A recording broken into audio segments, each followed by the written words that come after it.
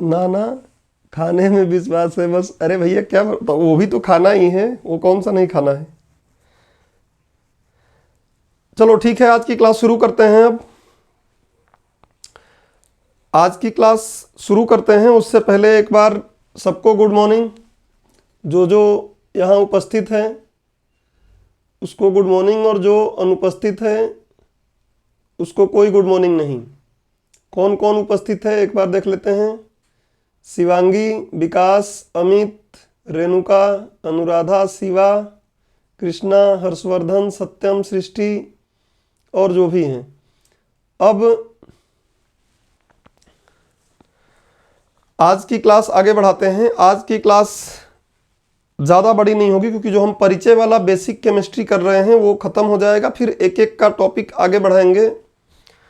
और ध्यान रखिए कि फैक्ट आपके दिमाग में आ रहा होगा कि फैक्ट अभी हम थोड़ा कम पढ़ रहे हैं, तो मैं धातु अधातु का अलग से चैप्टर बना के आपको पढ़ाऊंगा। वहाँ धातु अधातु से जितना भी फैक्ट आपको एग्जाम के लिए आवश्यक होगा सारे फैक्ट वहाँ लिखवा दूंगा। कौन हल्की है, कौन भारी है, किसके ज़्यादा समस्थानिक हैं, किसके कम समस्थानिक हैं, पूरी तरीके से हम इन पे बात कर लेंगे। हर एक फैक्ट आपको लिखवा दूंगा मैं। और मेरा मानना है कि फैक्ट के लिए आपके पास बहुत से स्रोत हैं। कोई ऐसा स्टूडेंट नहीं है जो 10, 20, 50 किताब नहीं खरीदा हो। अगर वो 1 साल से इंदौर में या दिल्ली में रह रहा होगा तो 10, 20, 50 किताब तो खरीद ही लिया होगा, भले पढ़े ना पढ़े। तो उसमें फैक्ट्स तो पर्याप्त मिल जाएंगे, लेकिन फैक्ट आप टेंशन ना ले, फैक्ट मैं खुद ही बता दूंगा। लेकिन अवधारणा जानना जरूरी है ना। फैक्ट तो किताब में लिखा हुआ है, अगर हमको कंसेप्ट दिमाग में रहेगा तो फैक्ट समझ में आएंगे। और फैक्ट में अभी ये 5 लेक्चर अभी शायद आप लोगों के हो गए हैं केमिस्ट्री में, और पांचों के पांचों यूट्यूब पर भी अभी उपलब्ध हैं। तो 5 लेक्चर जो अभी हुए हैं ये सारे अभी बेसिक्स आपको तैयार कराया जा रहा था। आज का लेक्चर भी अभी उसी में शामिल है, और उसके बाद फिर हम एक एक टॉपिक को पकड़ के आगे बढ़ेंगे जिसमें सारे फैक्ट और कंसेप्ट तो आपको इधर आ ही रहा है, तो वहाँ कुछ कंसेप्ट की बात करेंगे और जो फैक्ट वगैरह एक एक को पकड़ के बात करेंगे। हर्षवर्धन कुछ बोल रहे हैं? नहीं, ठीक है। तो आज की क्लास शुरू करते हैं। रिकैप करना, अभी अभी कोई जस्ट जुड़ा है, मैं तो आपका स्वागत नहीं करूंगा, तुम जरूर कर लो मेरा। कौन जुड़ा है एक बार मैं देख लेता हूं। मुझे तो इसमें पता नहीं चल रहा है एग्जैक्ट कि कौन था, इतने लोगों का नाम याद नहीं है। जो भी अभी जस्ट जुड़ा है कर लो, नहीं तो फिर मैं यहां से हटा दूंगा। मुझे पसंद नहीं है कि कोई आए और समय पर स्वागत न करे। चलो, तो एक बार रिकैप करते हैं हम। और रिकैप में कल की बात हमने किया था वही, शुरुआत केमिस्ट्री की हमने द्रव्यों के माध्यम से, द्रव्य पढ़ने के माध्यम से किया था। तो कल की हमने क्लास में किया था कि भाई ब्रह्मांड में काबा, तो काबा ब्रह्मांड में, बताओ ब्रह्मांड में काबा। एक तो एक ठो द्रव्यमान या द्रव्य और एक ठो ऊर्जा बा, ये बात कल हुई थी। फिर क्या क्या हमने पढ़ लिया है फटाफट। द्रव्य हमने पढ़ लिया है, उसके बाद द्रव्य के प्रकार हमने पढ़ा है। द्रव्य के प्रकार हमने भौतिक आधार पर पढ़ा है। 5 मिनट में फटाफट एक बार कनेक्ट हो जाए। भौतिक आधार पर किए हैं, दूसरा रासायनिक आधार पर किए हैं, ऊर्जा भौतिक विज्ञान में पढ़े हैं। तो भौतिक आधार पर द्रव्य का वर्गीकरण, और दूसरा आधार है रासायनिक आधार। पीछे के लेक्चर जाके आप देखें, जिसको भी दिक्कत होगा सब डिटेल में हुआ है। भौतिक आधार पर हमने बात कर लिया था,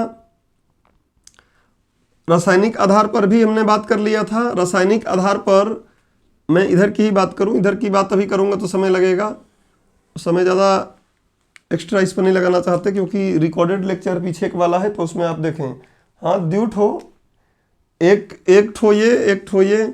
उसके बाद रासायनिक आधार जो है, रासायनिक आधार में हम लोग शुद्ध पदार्थ की बात कर रहे थे। शुद्ध पदार्थ, भौतिक वाले की हम बात नहीं कर रहे हैं, भौतिक वाला फर्स्ट लेक्चर या सेकंड लेक्चर में ही हो गया था। शुद्ध पदार्थ और क्या, अशुद्ध पदार्थ। क्लियर दिख रहा है ना? हाँ, अशुद्ध पदार्थ इनकी बात कर रहे थे। और शुद्ध पदार्थ में हमने लगभग कल शुद्ध पदार्थ में तत्व की बात किया और तत्व लगभग पूरा कंप्लीट कर लिए थे। तत्व को हमने तत्व क्या है पढ़े, उसके बाद तत्व के 3 रूप और बनाए थे। धातु, इनका एक अलग चैप्टर भी बनाएंगे।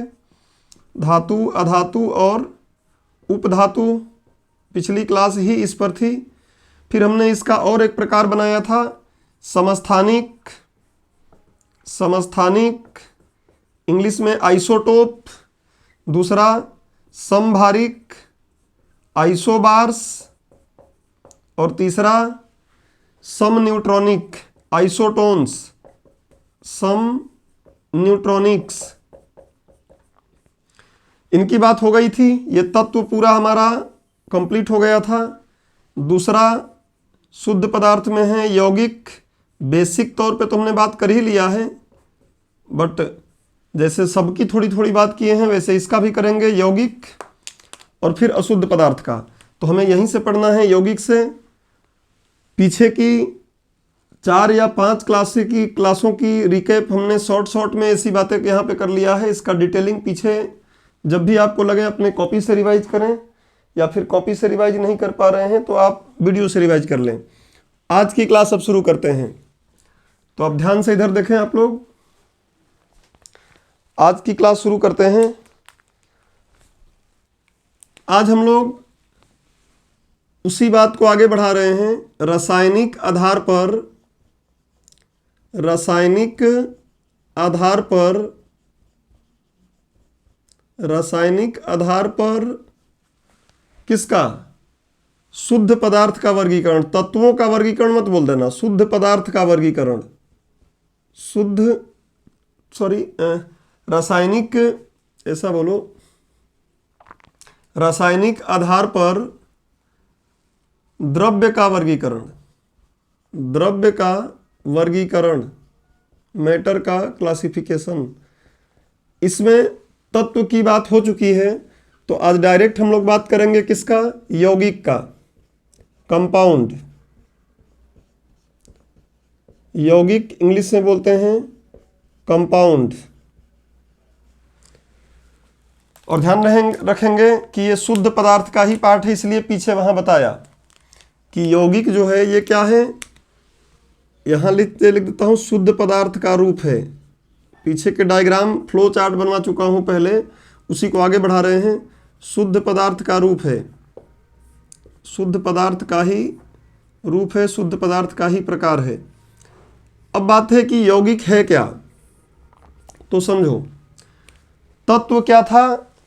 तत्व एक ही प्रकार के परमाणुओं से मिलकर बना था। जैसे ऑक्सीजन है, ये ऑक्सीजन में एक ही प्रकार के ऑक्सीजन के ही परमाणु मिले होंगे। ये देखो ऑक्सीजन, ऑक्सीजन, ऑक्सीजन, ऑक्सीजन के ही परमाणु। में तत्व नहीं बोल रहा हूँ, ये तत्व नहीं, इनके परमाणु की बात कर रहा हूँ। परमाणु जस्ट अगला चैप्टर में मिलेगा। उम्मीद करते हैं कि कल की क्लास में मिल जाए, नहीं तो 1-2 दिन बाद मिलेगा। इनके एक एक बातों को थोड़ा सा और डिटेलिंग देने के बाद।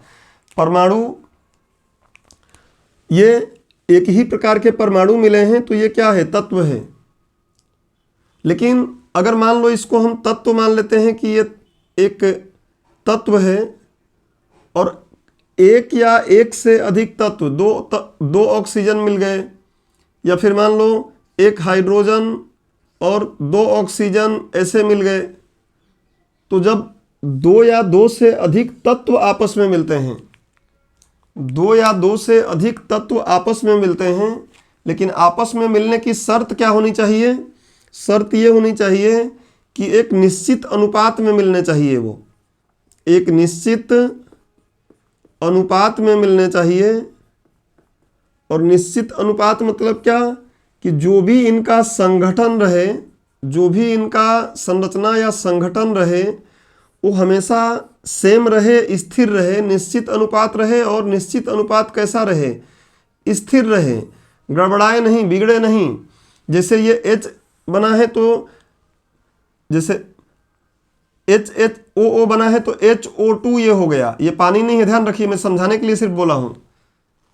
अगर यही HH2 मिल रहे हैं और एक ऑक्सीजन मिल रहा है, मैं बंध की यहां बात नहीं कर रहा हूं, आगे थोड़ी बहुत बंध भी देखेंगे, बंध भी मत समझो। तो ये H2O फिक्स है, इसको पानी हम बोलते हैं, तो हमेशा ये पानी ही रहेगा।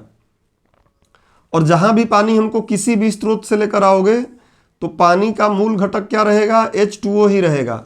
उसमें अशुद्धि मिला दिए तो अलग बात है। जैसे जो हम लोग पीते हैं पानी वो मिनरल वाटर है, उसमें कई प्रकार के आयंस भी पता चलता है कि उसमें कैल्शियम का कुछ चीज़ें मिला हुआ है। इसलिए देखो पानी देखोगे कई जगहों पे पानी जब गर्म करते हैं हम तो सफ़ेद सफ़ेद नीचे जम जाता है या ऊपर जम जाता है, वो कैल्शियम के कुछ आयन रहते हैं, कैल्शियम के अणु रहते हैं, तो वो अशुद्धियाँ हैं। लेकिन अपने अगर प्योर फॉर्म में है वो तो हमेशा उसका अनुपात निश्चित रहेगा और स्थिर रहेगा। एक बात आपको और दिमाग में रखनी है यौगिक के लिए, क्या कि इसमें जो दो प्रकार के तत्व जो आपस में मिल रहे हैं वो दोनों मिलने के बाद अपने अपने गुणों को छोड़ देते हैं। जैसे H2O, ये दोनों जब आपस में मिलते हैं तो पहले देखो अकेला H क्या करता है, अकेला H जो है वो ज्वलनशील है, अकेला H ज्वलनशील है मतलब जलता है, जलता है मतलब समझ लो जैसे आप लोग जलते हो वैसे नहीं, आप लोग भी जलते हो लेकिन आप लोग अलग तरीके से जलते हो, ये जो आग वाली बात है वैसे जलता है।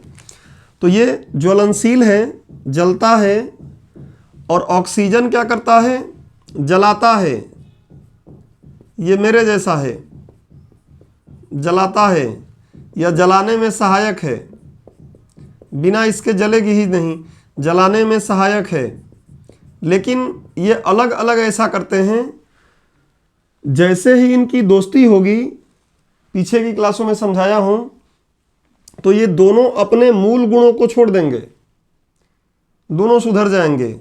ये बोलेगा मैं जलाऊंगा नहीं, ये बोलेगा मैं जलाएगा नहीं, और ये बोलेगा मैं जलेगा नहीं। ठीक है, एक बोलेगा कि मैं मिलने के बाद समझौता होगा इनके बीच में, समझौता कैसा होगा? ये बोलेगा कि मैं जलेगा नहीं, और ये बोलेगा मैं जलाएगा नहीं और मैं जलेगा नहीं। तो फिर करेंगे क्या? तो दोनों मिल के पानी आप देखोगे, पानी बोलता, दोनों मिल जाते हैं तो बोलते हैं कि मैं बुझाएगा। ठीक है, फिर बोलेगा कि मैं बुझाएगा। जैसे ही ये वाला पार्ट बन गया तो बोलता है कि मैं बुझाएगा। दोनों आपस में मिल गए। पहले ये जलाएगा, पहले ये क्या हो रहा था? जल रहा था, ये सहायक था। दोनों मिल गए तो आग को बुझाते हैं। तो हम बोल सकते हैं कि ज्वलनशील है और ये क्या है? जलाने में सहायक है। लेकिन पानी कैसा है? जब यौगिक बना तो उस समय ये क्या बन गया? उस समय इसको हम बोलते हैं कि ये ज्वलन रोधी है। ज्वलन रोधी है, शब्द सही होने चाहिए, एग्जाम में मत लिख के जना मैं बुझाएगा, तो वो फिर बोलेगा मैं नंबर नहीं देगा साला। ठीक है, ज्वलन रोधी केवल एक किताबों में ये लिखा रहता है, एक की बात नहीं है, और भी है। जैसे देखो पहले समझ लो, उसके बाद यहां आराम से लिख लेंगे। सोडियम है, NaCl, नमक खाए हो कभी? खाए ही होगे कभी ना कभी। तो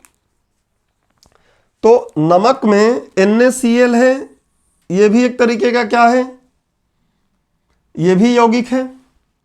दो चीजों से देखो मिलके बना है और निश्चित अनुपात में है। नमक कोई भी रहे NaCl ही रहेगा। अशुद्धि मिला दो, रेत मेत मिला दो, अलग बात है।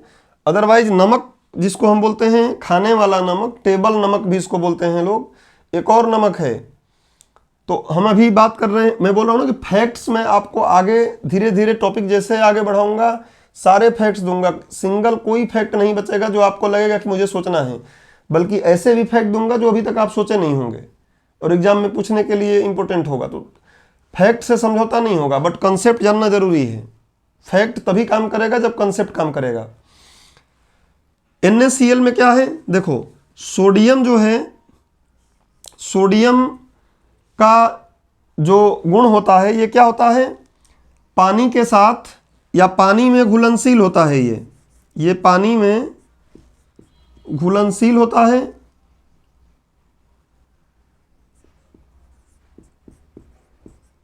पानी में घुलनशील होता है, ये तो ठीक है, चलेगा।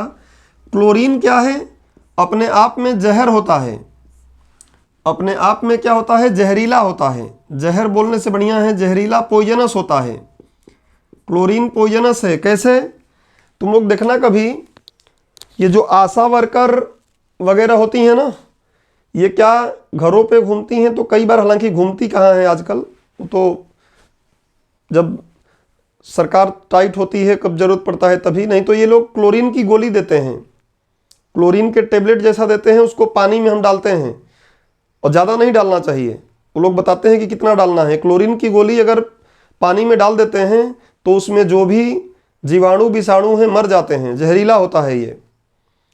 अभी देखो ना तुम लोग, हाइड्रोक्सी क्लोरोक्विन जो सैनिटाइज करने के लिए काम कर रहे थे नगर निगम वाले, वो सैनिटाइज कर रहे थे ना, उसमें डाल रहे थे वो हाइड्रोक्सी क्लोरोक्विन, तो क्लोरीन है ना उसमें। क्लोरीन जहरीला है, अपने आप में उसकी प्रकृति कैसी है, जहरीला है। लेकिन देखो जैसे ही ये दोनों जब मिल जाते हैं तो फिर दोनों मिलने के बाद, अच्छा सोडियम की और भी प्रकृति होती है। क्या प्रकृति होती है, थोड़ा समझो। थोड़ा पानी में घुलनशील बोलूँगा तो मज़ा नहीं आएगा, थोड़ा ये तो है ही। पानी में जैसे ही इसको घुलाओगे तो सोडियम जल जाता है। सोडियम बहुत रिएक्टिव होता है। अब शब्द ऐसा नहीं प्रयोग कर रहा हूं कि मैं आपको दिक्कत देने लगे। रिएक्टिव, क्रियाशील, कम क्रियाशील, ये आगे पढ़ेंगे, धीरे धीरे मिलेगा। केमिस्ट्री की बेसिक्स तो हमको पता होनी ही चाहिए, बट अभी ये समझो, अभी ये समझ लो कि पानी में घुलनशील, एक मिनट, पानी में घुलनशील मतलब जैसे ही सोडियम को पानी में डालोगे तो पानी में ऑक्सीजन है, तो जैसे ही सोडियम को पानी में डालते हैं क्रिया करके वो जल जाता है। कई सर्कस वगैरह में और बाकी जगहों पे ऐसा करते हैं, दिखाते हैं, हमको लगता है कि पानी में आग लगा दिया। पानी में आग लगाने का कारण कौन था, सोडियम था। सोडियम को पानी में डालो, मैं घुलनशील बोला, बल्कि घुलनशील आप बोलो ही मत, वो घुलनशील न बल्कि ज्वलनशील होता है। पानी में डालो जल जाएगा फटाफट। पानी में क्या, अगर उसको ऑक्सीजन में डाल देंगे तब भी जल जाएगा। ये फैक्ट्स हैं, लिखवाऊंगा आगे, धातु पढ़ाऊंगा तो फैक्ट्स में बताऊंगा। इसलिए इसको कैरोसिन तेल में रखते हैं, कैरोसिन के तेल में रखते हैं। और कैरोसिन के तेल में रखने का कारण क्या है, क्योंकि तेल में ऑक्सीजन घुलती नहीं है। या आप लोगों को एनवायरनमेंट वगैरह में भी सुनोगे कि जब समुद्रों में पानी, समुद्र का जो है पानी के ऊपर ऑयल स्पिलिंग हो जाती है, जो तेल आते हैं, क्रूड ऑयल, वो गिर जाते हैं, तो ऑक्सीजन अंदर नहीं जा पाती है, तो नीचे के जीव मर जाते हैं। तो इसलिए कैरोसिन तेल में रखते हैं। अब हमें तो फैक्ट में पढ़ लेते हैं कि कैरोसिन तेल में रखते हैं, लेकिन ये कभी नहीं सोचते कि कैरोसिन तेल में रखते क्यों हैं। कैरोसिन तेल में रखने का कारण क्या है, तो केवल कैरोसिन नहीं, कुछ और भी तेलों में रखा जा सकता है, लेकिन कैरोसिन तेल में वो एक तो रिएक्शन नहीं करता है, दूसरी चीज क्या, तेल में ऑक्सीजन घुलता नहीं है, और ऑक्सीजन घुलेगा नहीं तो वो जलेगा नहीं। टॉपिक पे देखो, सोडियम को पानी में घोलने पर क्या हो जाता है, जल जाता है। और क्लोरीन घुलता तो है लेकिन क्लोरीन जहरीला है। जब ये दोनों आपस में मिलते हैं तो दोनों अपने गुणों को, और भी मैक्सिमम गुण हैं, भौतिक गुण है, रासायनिक गुण है, मैं एक जैसे ये बताया वैसे बता रहा हूँ, किताबों में बस यही लिखा रहता है। तो और भी कुछ एग्जाम्पल आपके होने चाहिए, और कई एग्जाम्पल ले सकते हैं, लेकिन कोई ज़रूरत है नहीं। अब इन दोनों को जब हम मिलाते हैं तो आप देखते हो स्वास्थ्य के लिए, ये स्वास्थ्य के लिए लाभदायक होता है, जहरीला नहीं रहता। कुल मिला के आप NaCl जो है जहरीला नहीं रहता है, ठीक है। क्लोरीन की टेबलेट आप खाने लगो, जहरीला है, आपको नुकसान पहुंचा देगा, लेकिन नमक खा रहे हो जहरीला नहीं है। अब वैसे तो घी भी जरूरत से ज़्यादा खा लोगे जहरीला हो जाएगा। चिकन खाए ही हो आप जरूरत से ज़्यादा, देखो जहरीला हो गया है ना, बोल रहे हो कि अभी तक गले के ऊपर है। जरूरत से ज़्यादा तो हर चीज़ जहरीली है, लेकिन अपने आप में उसका गुण जहरीला नहीं है। चलिए, तो मुझे लगता है कि अभी आपको यौगिक के बारे में कंसेप्ट लेवल पर समझ में आ गया होगा कि जब दो या दो से अधिक तत्व एक निश्चित और स्थिर अनुपात में मिलते हैं तो यौगिक का निर्माण होता है। यौगिक में मिलने वाले तत्व अपने एकल या अपने गुणों को त्याग देते हैं और यौगिक या इनका गुण अलग अलग होता है, इनका अपना अलग अलग गुण होता है, लेकिन यौगिक में मिलने के बाद इन दोनों का गुण का लोप हो जाता है और एक नए प्रकार का गुण उत्पन्न हो जाता है। तो अब लिखेंगे आप लोग ये सब एग्जाम्पल्स वगैरह कॉपी में आप साइड में कहीं जरूर लिखते रहें और यौगिक के बारे में लिखिए। अब यौगिक की परिभाषा लिखिए।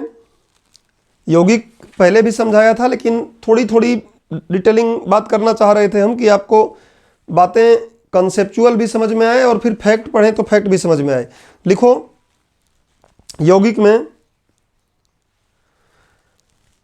दो या दो से अधिक तत्वों को एक निश्चित अनुपात में मिलाने पर दो या दो से अधिक तत्वों को एक निश्चित एवं स्थिर, निश्चित भी और स्थिर भी, दो या दो से अधिक तत्वों को एक निश्चित एवं स्थिर अनुपात में मिलाने पर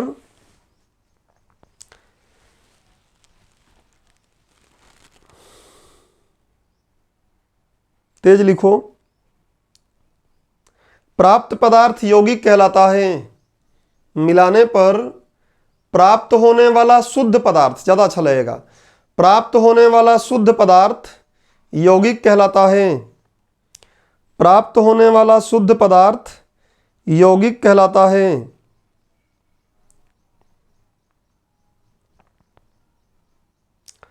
उसके जस्ट नीचे लिखो, यौगिक जिन तत्वों के संयोग से बनता है, यौगिक जिन तत्वों के संयोग से बनता है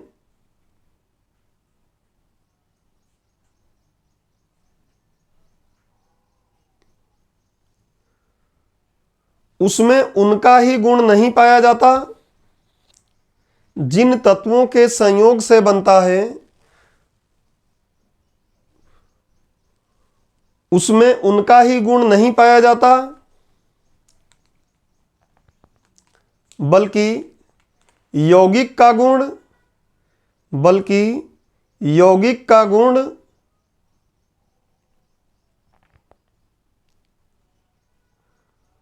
उसके अवयवी तत्वों के गुणों से भिन्न होता है। अवयवी मतलब किससे बना हुआ है, ठीक है ना।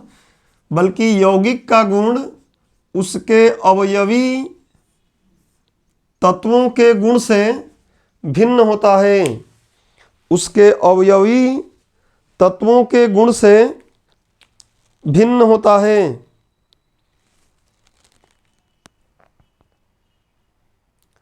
उसके नीचे लिखो, उदाहरण के लिए ये दोनों उदाहरण बना लो। उसके जस्ट नीचे उदाहरण बना लो, जैसे जल, तो जल में लिख लो हाइड्रोजन से निकाल के कि ज्वलनशील होता है, जलाता है। ऑक्सीजन में लिखो जलाने में, ये जलता है, ये जलाने में सहायक है। और H2O क्या है, ज्वलनरोधी है। ऐसे ही इसका भी लिख लो एग्जाम्पल में, सोडियम क्लोराइड में सोडियम क्या है, पानी में जैसे ही घुलता है तो जल जाता है।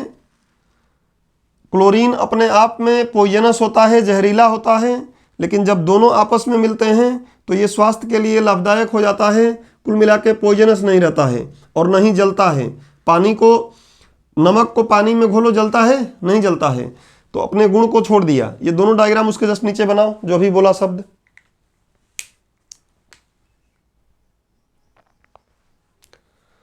और जैसे ही बन जाए, फास्ट बनाना है, जैसे ही बन जाए हैंड रेज करो, आगे बढ़ें। ये दोनों उसके नीचे एग्जाम्पल में बनाना है।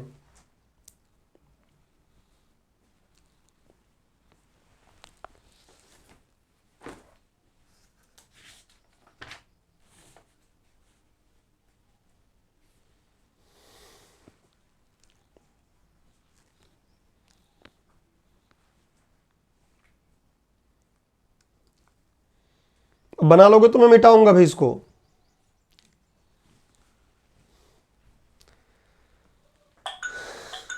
ठीक है, एक का बन गया।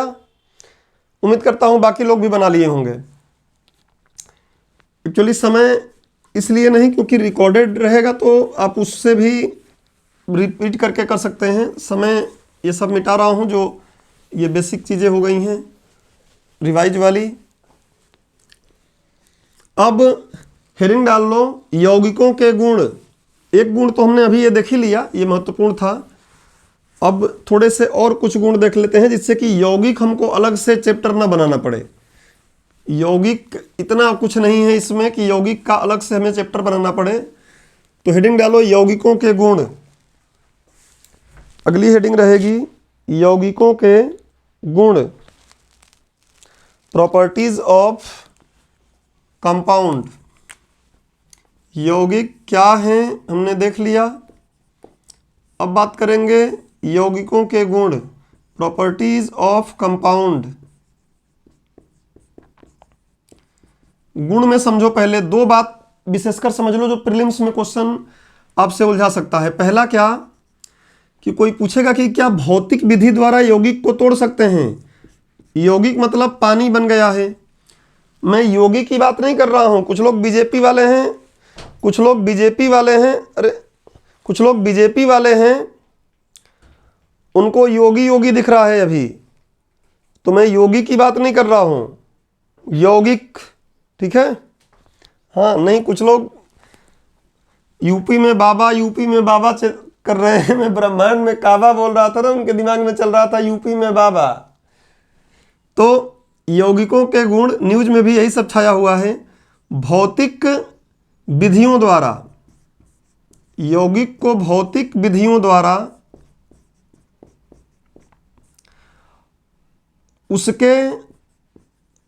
उसके अवयव में नहीं तोड़ा जा सकता है। रुकिए, अभी मैं बोलूंगा, थोड़ा सा धैर्य रखो। नहीं तोड़ा जा सकता है, इसका मतलब क्या? ये प्रीलिम्स में पूछ लेगा कि क्या यौगिक को भौतिक विधियों द्वारा तोड़ सकते हैं? नहीं। भौतिक विधि मतलब क्या? पानी है H2O, क्या इसको हथौड़े से मार के तोड़ दोगे? पानी है, उसको एक हथौड़ा मारो, वो छिटक के तुम्हारे मुंह पर आएगा। ऐसा नहीं कि मारने के बाद देखेंगे अरे हाइड्रोजन अलग हो गया, ऑक्सीजन अलग हो गया, नहीं मिलना है ऐसा। और केवल भौतिक विधि यही नहीं है, और भी कुछ भी भौतिक तरीके से आप बल लगाकर उस पर तोड़ना चाहें तो चाहे कि उसको अलग अलग कर ले, नहीं कर पाएंगे। अब कुछ लोग लग रहा है कि पानी का ही केवल एग्जाम्पल दे रहे हैं, कुछ और देना तो ले लो सोडियम क्लोराइड, नमक, मारो नमक पे हथौड़ा और माइक्रोस्कोप लगा कर देख लो कि क्या नाइट्रोजन अलग हो गया, क्लोरीन अलग हो गया? नहीं होगा। और भी कुछ ले लो, बहुत यौगिक बनाए जा रहे हैं। नौसा अमोनिया ले लो, अमोनिया भी एक यौगिक है। नाइट्रोजन, हाइड्रोजन, अमोनिया एक यौगिक है। मारो इस पर हथौड़ा, फिर देखो कि क्या नाइट्रोजन अलग हो गया, हाइड्रोजन अलग हो गया? नहीं होगा। तो इसलिए हम बोलते हैं कि भौतिक विधियों द्वारा इसको अलग नहीं कर सकते हम। ये आपको दिमाग में रखना है। लेकिन दूसरी बात, लेकिन क्या है? अगर रासायनिक विधियों का प्रयोग कर लें हम, रासायनिक विधियों का प्रयोग कर लें हम, केमिकल तरीकों का प्रयोग कर लें हम, तो रासायनिक विधि द्वारा इसको आसानी से हम क्या कर सकते हैं? इसके अवयवी पदार्थों में तोड़ सकते हैं। रासायनिक मतलब क्या? इसके रासायनिक लेवल पर परिवर्तन करने जाएंगे, हो सकता है कि हीट कर लिया, कोई केमिकल इसमें डाल दिया जिस केमिकल के कारण ये दोनों आपस में टूट गए, तो रासायनिक विधि के द्वारा तो ये टूट जाएंगे। और हम लोग पृथक्करण देखेंगे किसमें? खासकर मिश्रण में, यौगिक में नहीं, मिश्रण में पृथक्करण की विधि देखेंगे, कैसे कैसे मिश्रण मिले हुए हैं तो पृथक्कृत होते हैं, वो भी एग्जाम में पूछता है। लेकिन अभी आपको समझना है कि यौगिक के गुण में पहला बिंदु की भौतिक विधियों द्वारा इनको इनके अवयवी, जिस चीज से बना हुआ है उसको अवयव बोल रहे हैं, अवयवी पदार्थों में नहीं तोड़ा जा सकता है, जबकि रासायनिक विधियों द्वारा तोड़ा जा सकता है। ये दो बिंदु लिखो पहले, हेडिंग डालो यौगिकों के गुण। यौगिकों गुण में पहली बात लिखो, सबसे पहली बात, यौगिकों को भौतिक विधियों द्वारा, यौगिकों को भौतिक विधियों द्वारा उनके अवयवी तत्वों में नहीं तोड़ा जा सकता है। उनके अवयवी तत्वों में, या घटक भी बोल सकते हो, उनके अवयवी तत्वों में नहीं तोड़ा जा सकता है।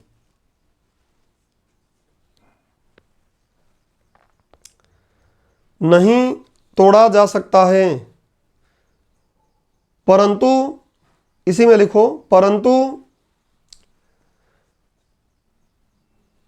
कुछ विशेष रासायनिक विधियों द्वारा, सबके लिए अलग अलग रासायनिक विधि होंगी, एक ही रासायनिक विधि सबके लिए लागू नहीं होगी, परंतु कुछ विशेष रासायनिक विधियों द्वारा इन्हें इनके अवयवी पदार्थों में तोड़ा जा सकता है। कुछ विभिन्न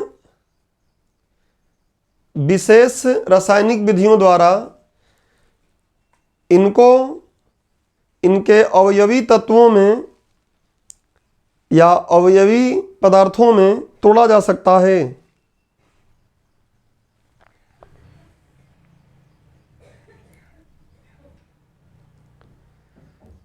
तीसरी बात, ध्यान रखो कि जब भी यौगिक बनते हैं, ये आगे चैप्टरों में हमको मिलेगा भी, हाइड्रोजन और ऑक्सीजन इन दोनों को मिलना है ना, तो मिलना इनका किस पर निर्भर करेगा? ये तेरा मेरा मिलना, देख रहे हो?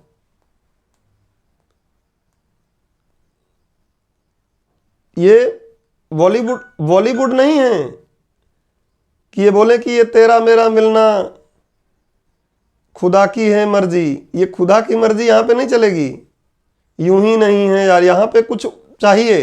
क्या चाहिए? ऊर्जा।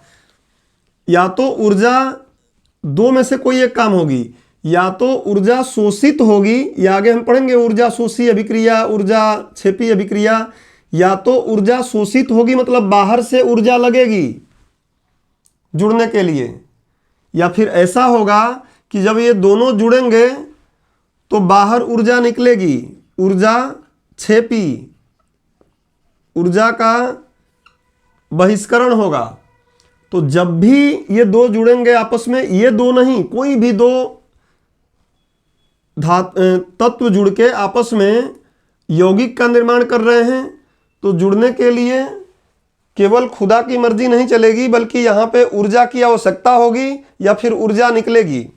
तो हम ये आगे देखेंगे, ऊर्जा शोषी अभिक्रिया, ऊर्जा छेपी अभिक्रिया। अभिक्रिया क्या? अभिक्रिया यही तो है कि दो या दो से अधिक तत्वों या यौगिकों को आपस में अभिक्रिया करके जुड़ना या फिर टूट जाना ही क्या है? अभिक्रिया है। आगे देखेंगे, बेसिक तरीके से मैं बता रहा हूं। तो उसमें ऊर्जा की जरूरत पड़ेगी, या तो ऊर्जा शोषित होगी या तो ऊर्जा छेपित होगी। ये बात समझ रहे हैं? तो लिखिए, यौगिकों के बनते समय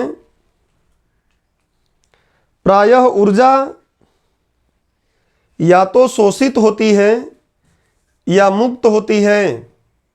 यौगिकों को बनते समय प्रायः ऊर्जा या तो शोषित होती है या मुक्त होती है।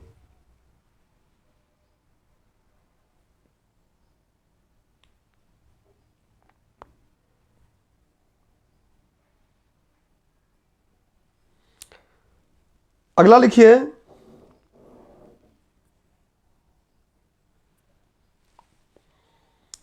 अगला एक बात और इसमें लिख लीजिए,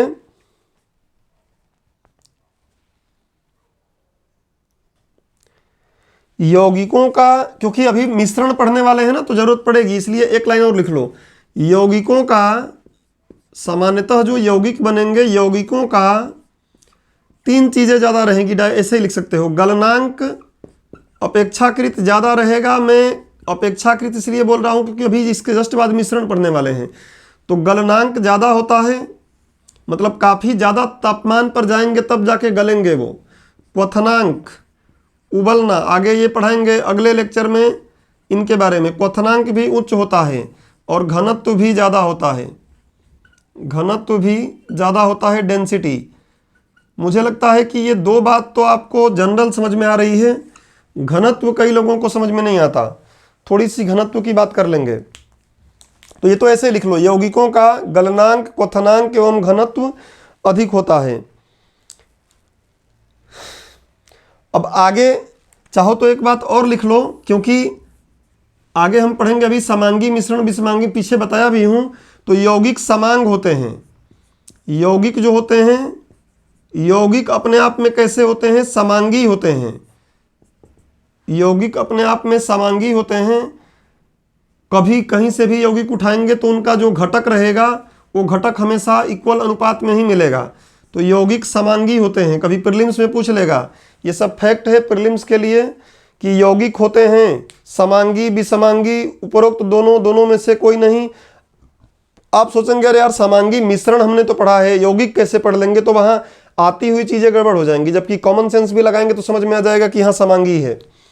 अभी समांगी उधर पढ़ेंगे तो क्लियर होगा। शिवा, ठीक है, शिवा अब 4 बजे का उठा है। उसके बाद यहाँ एक बात आपको थोड़ा सा हमें बतानी है घनत्व के बारे में। घनत्व क्या होता है समझो। घनत्व का फार्मूला होता है घनत्व बराबर द्रव्यमान बटा में आयतन। द्रव्यमान बटा में आयतन। जनरल भाषा में समझना है तो ये रूम है। इस रूम में ये इतना जगह, जितना ये जगह घेर रहा है, ये इसका आयतन है। इस रूम में अगर केवल 3 लोग हैं, 4 लोग हैं, तो फैल के लेट लेट के इधर उधर लौटेंगे, बहुत जगह है। नागिन डांस करेंगे कोई दिक्कत नहीं, पर्याप्त जगह मिलेगी। ठीक है, जगह ज़्यादा है तो वो लेट कर नागिन डांस करें, कोई समस्या नहीं है। लेकिन अगर इसमें 100-200 लोगों को रख दिया जाए तो नागिन डांस क्या, ये हिल भी नहीं पाएंगे। ठोस में आगे हम पढ़ेंगे, हिल भी नहीं पाएंगे। तो अब इसका घनत्व क्या हो गया? ज़्यादा हो गया। ये सब द्रव्यमान है, समझ लो ये सब द्रव्यमान है। आयतन उतना ही था तो आयतन फिक्स रहा, द्रव्यमान बढ़ गया, इसलिए घनत्व क्या हो गया? बढ़ गया। तो जहां अणु या मॉलिक्यूल पास पास होते हैं वहां घनत्व ज़्यादा होता है, और जहां मॉलिक्यूल दूर दूर होते हैं वहां घनत्व कम होता है। जहां मॉलिक्यूल दूर दूर होंगे वहां घनत्व कम होगा, और उतनी ही जगह में अगर मॉलिक्यूल पास पास आ गए तो हम बोलेंगे कि घनत्व ज़्यादा हो गया। बट टेक्निकल फॉर्मूला ये होता है। द्रव्यमान क्या होता है, कुछ लोगों के दिमाग में चल रहा होगा। तो द्रव्यमान क्या होता है? किसी भी पदार्थ में कुल द्रव्य की मात्रा, किसी भी पदार्थ में कुल द्रव्य की मात्रा क्या कहलाती है? द्रव्यमान। और कुल द्रव्य की मात्रा मतलब क्या? उसमें जितना ठोस होगा, उसमें जितना गैस होगा, उसमें जितना द्रव होगा, और बाकी प्लाज्मा, बोस, आइंस्टीन, कंडेंसेट, बाकी चीज़ें तो हैं ही। जितने भी द्रव्य के प्रकार हमने पढ़े हैं वो सारे द्रव्य किसी भी पदार्थ में जितने मात्रा में होंगे वही उसका द्रव्यमान है। जैसे मेरे शरीर में जितना हड्डी होगा, जितना मांस होगा, कुछ ठोस है, कुछ द्रव है, रक्त द्रव है, कुछ गैस भी शरीर में हमारे हैं, कुछ प्लाज्मा भी हमारे शरीर में है। इन सब का योग कर देंगे तो वो क्या कहलाएगा? द्रव्यमान। और इसको हम किलोग्राम में मापते हैं, द्रव्यमान को किलोग्राम में मापते हैं। मेरा द्रव्यमान, चूंकि मैं सजीव प्राणी हूं तो मेरा द्रव्यमान घट बढ़ सकता है, लेकिन तुरंत नहीं। ऐसा नहीं कि अभी मैं 5 मिनट बाद अपना द्रव्यमान बदल लूंगा, संभव नहीं है। मैं सजीव प्राणी हूं तो हो सकता है ज़्यादा खाने पीने लगूंगा तो हड्डियां मोटी हो जाएंगी, हड्डियों में ज़्यादा द्रव्य आ जाएगा, रक्त ज़्यादा हो जाएगा, तो कुछ समय बाद मेरा द्रव्यमान बढ़ सकता है, संभव है। लेकिन और हो सकता है कि आप लोगों में से कोई ऐसा हो जो 0 फिगर बनाना चाहता हो, तो अभी बढ़िया ठीक ठाक शरीर हो, खाना खाना बंद कर देता है, डाइटिंग करता है, तो कुछ समय लगेगा। कुछ समय बाद, चूंकि हम लोग सजीव प्राणी हैं, हम लोग अपने शरीर को मैनिपुलेट कर सकते हैं, तो एक समय के बाद अपना द्रव्यमान 0 फिगर बना के कम कर देंगे। लेकिन जो निर्जीव चीज़ें हैं, मोबाइल है, इस मोबाइल का द्रव्यमान कभी कम नहीं होना है। इसमें जितना ठोस, द्रव, गैस जो कुछ भी इसमें लगा होगा उसका वैल्यू हमेशा नियत रहेगा। कभी भी इसका द्रव्यमान कम नहीं होगा जब तक कि इसको तोड़ फोड़ कर फेंक न दिया जाए आधा, और फेंक देंगे फिर लाके अगर जोड़ दिया गया, मिला दिया गया, तब भी द्रव्यमान इसका क्या रहेगा, इक्वल रहेगा, सेम रहेगा। तो ध्यान रखिएगा, द्रव्यमान कभी भी बदलता नहीं है। फिजिक्स में मैंने आपको पढ़ाया था, द्रव्यमान चाहे किसी ग्रह पर चले जाओ, किसी उपग्रह पर चले जाओ, पृथ्वी के ध्रुव पर चले जाओ, अक्षांशों पर चले जाओ, भूमध्य रेखा पर चले जाओ, कहीं भी चले जाओ, द्रव्यमान कभी नहीं बदलता है। हाँ, जीवित प्राणी का जो मैं बता रहा हूं कि अगर वो खा पी के कम ज्यादा कर ले तो एक समय के बाद कम ज्यादा कर सकता है, बट द्रव्यमान कभी बदलता नहीं है। लगे हाथों थोड़ी सी बात मैं आपको भार का भी कर दूं, क्योंकि कुछ लोगों के दिमाग में आ रहा होगा कि फिर भार भी तो यही होता है, वेट। ये फिजिक्स में मैंने पढ़ाया है काफी डिटेल में, जनरल बात कर लेता हूं कि आप कनेक्ट हो जाए जिनको नहीं आता है। द्रव्यमान को मापते हैं हम किलोग्राम में। द्रव्यमान क्या है, किसी भी पदार्थ में कुल द्रव्य की मात्रा, कुल द्रव्य, द्रव्य के प्रकार हमको पता है, वो द्रव्य जितने भी उसके शरीर में हैं वो उसका द्रव्यमान है, कहीं नहीं बदलेगा, चाहे कहीं भी चले जाओ। सजीव है तभी कम ज़्यादा हो सकता है, खाने पीने से हड्डियाँ पतली हो गई, रक्त कम हो गया तो बात अलग है। अगर एक निर्जीव जैसा हम अध्ययन करने लगे, निर्जीव जैसा देखें, तो कभी कम नहीं होने वाला है। अब भार क्या होता है, तो हमारे इस ब्रह्मांड में अलग अलग आकाशीय पिंड हैं, और जो आकाशीय पिंड हैं, इन आकाशीय पिंडों का अपना खुद का द्रव्यमान है, और खुद का द्रव्यमान है तो जो यहाँ पे पदार्थ है उसका भी द्रव्यमान है। और गुरुत्वाकर्षण का नियम यही बोलता है कि इस ब्रह्मांड में जहां भी द्रव्यमान है वो दोनों द्रव्यमान एक दूसरे को क्या करते हैं, हमेशा खींचते रहते हैं, हमेशा एक दूसरे को खींचेंगे, कभी भी प्रतिकर्षित नहीं करेंगे, आकर्षित करते हैं वो। हमेशा दो द्रव्यमान एक दूसरे को आकर्षित करते हैं। तो भार समझ लो कि बल है, आकर्षित करते हैं तो बल है ना वो। तो भार एक प्रकार का क्या है, भार एक प्रकार का वेट, भार एक प्रकार का बल है। और वो कौन सा बल है, तो जिसके द्वारा, जैसे मान लो यहाँ पे कोई व्यक्ति खड़े हैं, यहाँ पर ये यहाँ बनाता हूँ, समझ लो इस बात को। ये हमारा कोई ग्रह है, मान लो मंगल है, पृथ्वी की ही क्यों बात करें, मंगल है। और अगर आप लोग न्यूज़ पढ़ रहे होंगे तो मंगल पर आलू की खेती की गई है, मंगल पर आलू की खेती की गई है। वो कैसे, तो मंगल पे जाके नहीं, पेरू जानते हो, पेरू एक कंट्री है, पेरू दक्षिण अमेरिका में, पेरू की राजधानी लीमा में एकदम मंगल जैसा एटमॉस्फेयर बनाया गया है। एक जगह पर लैब में एकदम मंगल जैसा एटमॉस्फेयर बना के आलू उगा के देखा जा रहा है कि मंगल पर आलू उग जाएगा कि नहीं उग जाएगा। करंट वगैरह पढ़ोगे तो मिलेगा। तो मंगल की बात करो। अब मंगल जो है इसका खुद का द्रव्यमान है, और ये है कौन, तुम लोगों के क्लास में बताता हूं ना, वो पान वाले भैया का, बेदर्दी पान वाला, ये है बेदर्दी पान वाला। इनका कुछ द्रव्यमान तो है ही, द्रव्यमान तो 100% इनमें रक्त है, ठोस, द्रव, गैस, प्लाज्मा इनके शरीर में है। तो इनका द्रव्यमान मान लेते हैं कि m1 है, और मंगल का द्रव्यमान क्या है, m2 है। ये दोनों हमेशा प्रकृति का नियम है, एक दूसरे को खींचेंगे, और दोनों बराबर बल से खींचते हैं, दोनों एकदम बराबर बल से खींचेंगे। जितना बल से खींच रहा है ये बेदर्दी पान वाला मंगल को, उतना ही बल से खींच रहा है मंगल इस बेदर्दी को।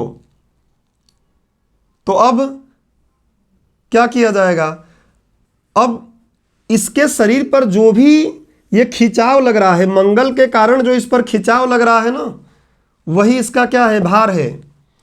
और उसको त्वरण बोल देंगे। अगर वो त्वरण मान लो बल के कारण त्वरण उत्पन्न होता है, जी बोल दिया जाए। इसी केस में अगर पृथ्वी रहे, इसी केस में अगर पृथ्वी रहे, अर्थ रहे, तो हम गुरुत्वीय त्वरण जी बोल देते हैं कि वो जो खिंचाव का बल लगा रहा है उसके कारण एक त्वरण, जैसे ही बल लगाते हैं त्वरण उत्पन्न हो जाता है। किसी को जाके एक लात पीछे से मार दो, बल लगाए, त्वरण उत्पन्न हो जाएगा, आगे बढ़ जाएगा। किसी को आगे बढ़ने के लिए या गतिमान होने के लिए, किसी को गतिमान होने के लिए किसकी आवश्यकता होती है, त्वरण की आवश्यकता होती है।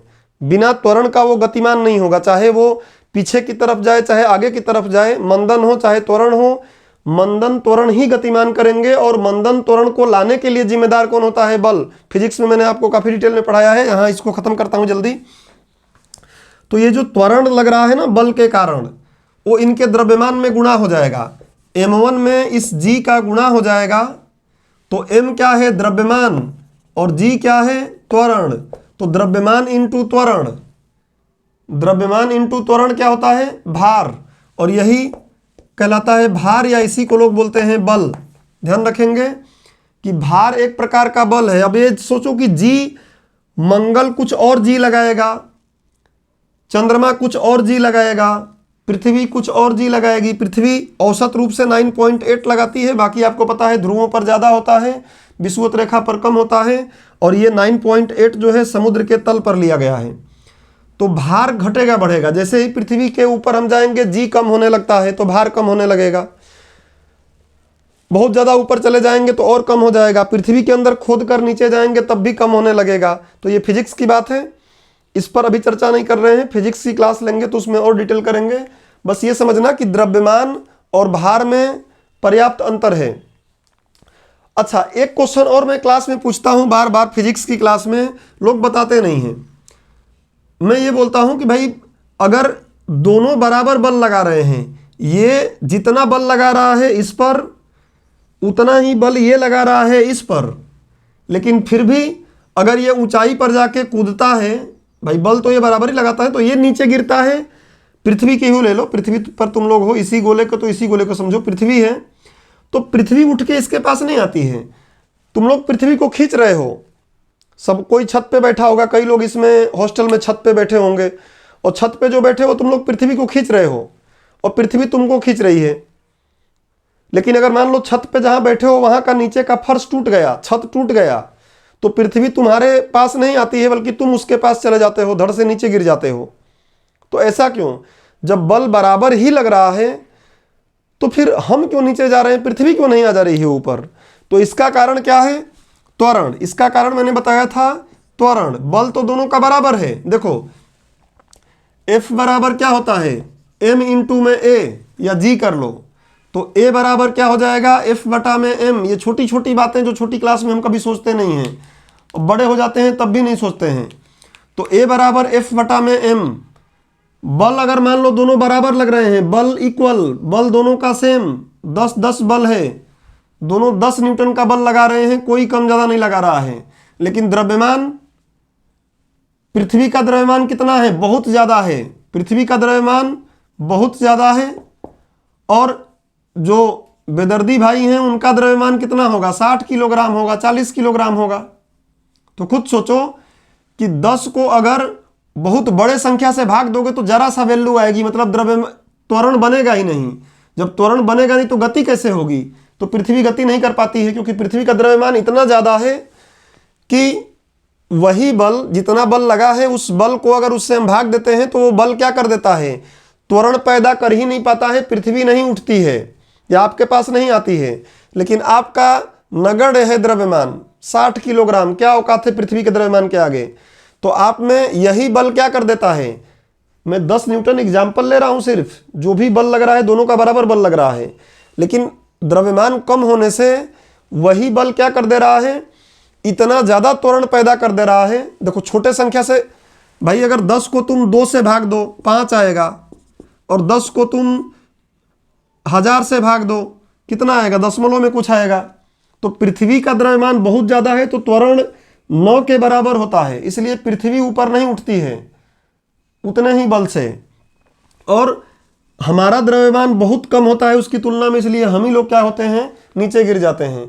अदरवाइज बराबर खींच रहे हैं हम, पृथ्वी जितना हमको खींच रही है उतना ही बल से हम उसको खींच रहे हैं। खैर बहुत हो गया भार के बारे में। भार समझ लीजिएगा कि बदलता रहेगा। चंद्रमा पर जाओगे तो चंद्रमा छोटा है ना, जो छोटा रहेगा उसका खींचने का शक्ति, त्वरण कम रहेगा।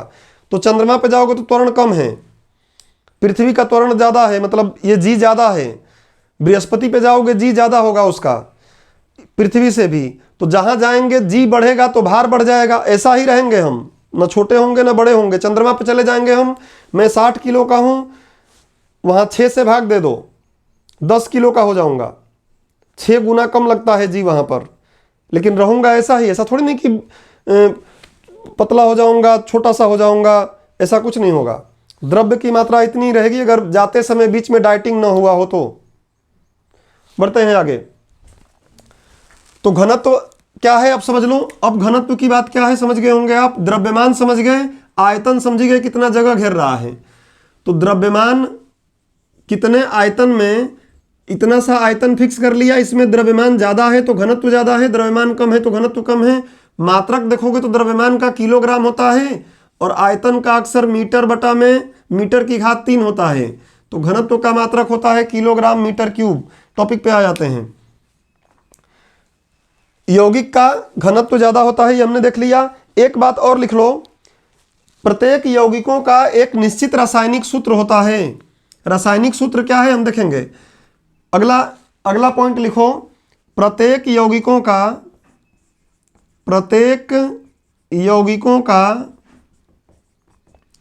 एक निश्चित रासायनिक सूत्र होता है। निश्चित रासायनिक सूत्र कैसे, देखो पानी है ना तो H2O निश्चित है, हमेशा H2O ही रहेगा, इसको रासायनिक सूत्र बोलते हैं। आगे हम देखेंगे कैसे, थोड़ा बहुत बताएंगे कि कैसे बनता है रासायनिक सूत्र बेसिक तौर पर, बहुत ज़्यादा हमें काम नहीं करना है। तो यौगिक के गुण इतने काफ़ी हैं, इतने अगर हम जानते हैं तो मेंस में भी अगर पूछ लेगा यौगिक क्या है इसके गुण लिखिए तो आप लिख पाएंगे, और प्रीलिम्स में भी इससे ज़्यादा फैक्ट तो नहीं पूछना है। अब जस्ट अगली हेडिंग डालो, यौगिकों के प्रकार। इसको मिटा दूं, अगली हेडिंग डाल लो, यौगिकों के प्रकार। हाँ, क्योंकि सब सुन ही तो रहे थे तो लिख ही लिए होगे। अगला हेडिंग डाल लो, यौगिकों के प्रकार। यौगिकों के प्रकार।